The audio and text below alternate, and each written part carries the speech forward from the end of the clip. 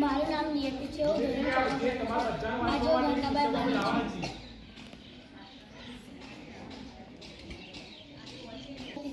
4 માં ભણું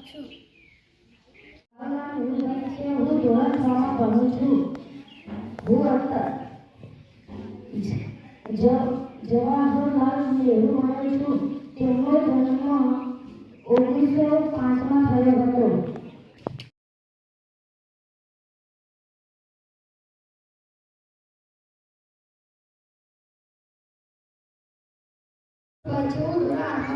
આજે હું દિશા મુંડા બનું છું.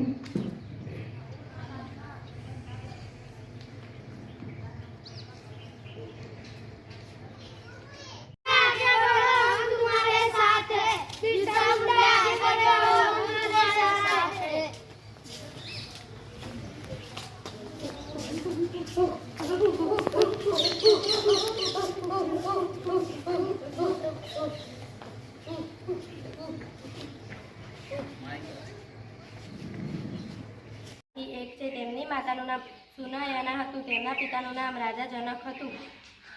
માતા સીતાનો જન્મ બિહારમાં થયો હતો. માતા સીતા લંકામાં 435 દિવસ રહ્યા હતા.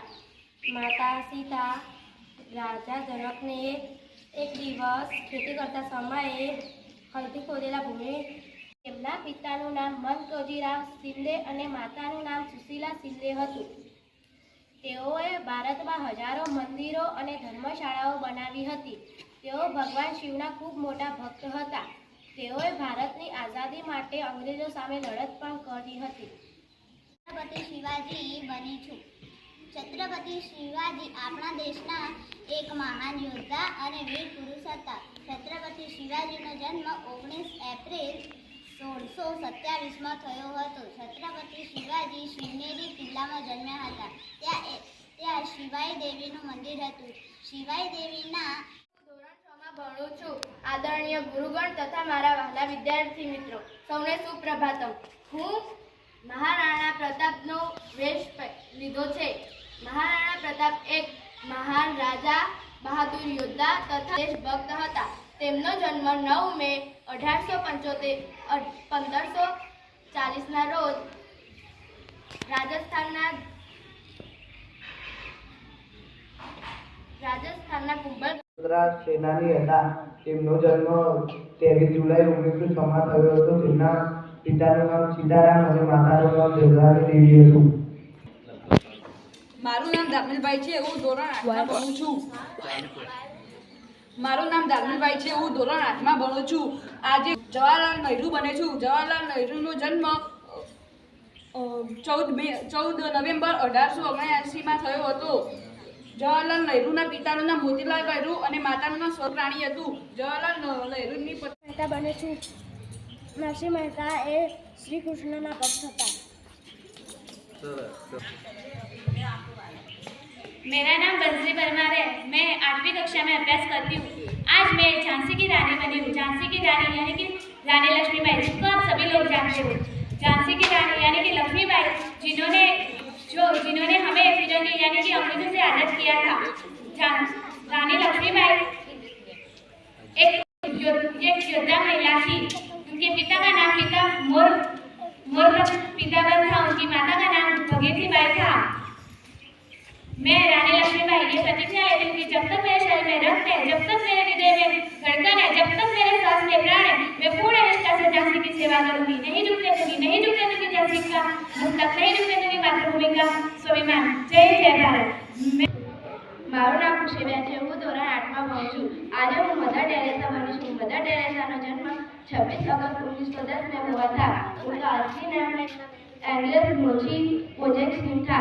उन्होंने अपना पूरा जीवन गरीबी, बीमारी और बेरोजगार लोगों को सेवा में बिताया था.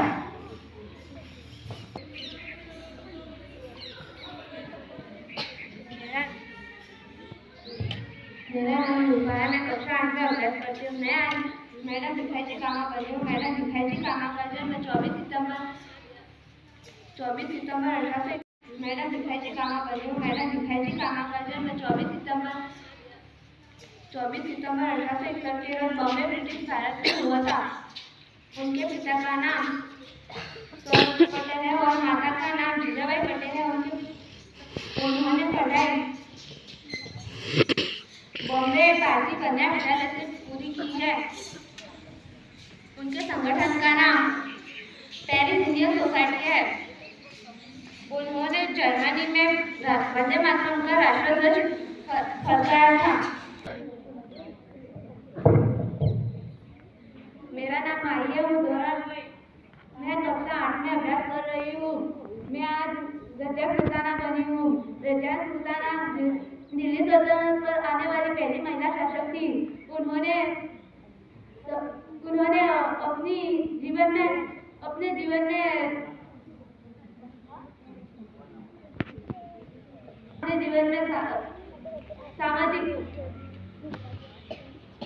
समाज में अपनी अलग पहचान बनाई थी।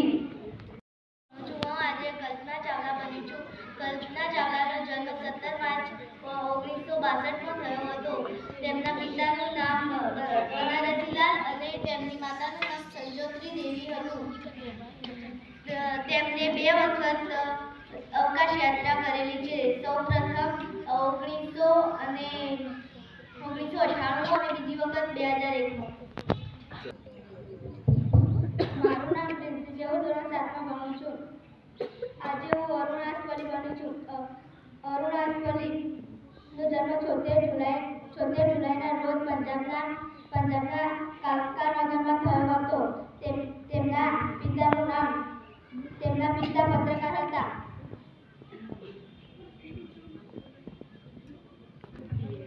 મારું નામ અમીબેન છે. હું ધોરણ 7માં ભણું છું. આજે હું લતા મંગેશકર બની છું. તેઓએ વિશ્વમાં 40,000 કરતાં પણ વધારે ગીતો ગાયા હતા.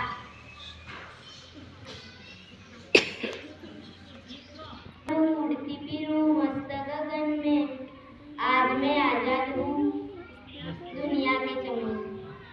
આજે હું કસ્તુરબા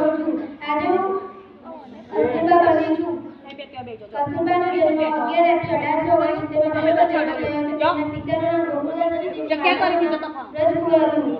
ભારતના રાષ્ટ્રપતિ ગાંધીજીની ધર્મપત્નીએ સ્વતંત્ર મેળવવા માટે સહગ્રહ અને સહકાર આપ્યો છે. 13 વર્ષની ઉંમરે કસ્તુરબા ગાંધીજી મહાત્મા ગાંધી સાથે લગ્ન કર્યા હતા. મારું નામ દિવસભાઈ છે. આજે હું નાગપુર છું. નાગપુરનો જન્મ 24 ઓક્ટોબર 1831ના રોજ સુરતમાં થયો હતો. નર્મદે નાટકમાં કૃષ્ણકુમારી વગેરે નાટકો લખ્યા હતા. નર્મદે જય જય ગરવી ગુજરાત નામનું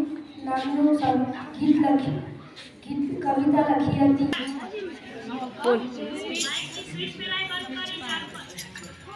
મારું નામ વિષ્ણુભાઈ છે. હું આજે બાબુ ચિત્તરંજન દાસ બન્યો છું. તેમનો જન્મ 1 નવેમ્બર 1870માં થયો હતો અને કોલકાતાના પટલડાંગા ગામના સ્ટીલ મકાનમાં થયો હતો અને તેમના પિતાનું નામ જીવન મોહન દાસ હતું અને તેમની માતાનું નામ રીતારાણી દેવી હતું. 14 જૂન 1925માં થઈ હતી.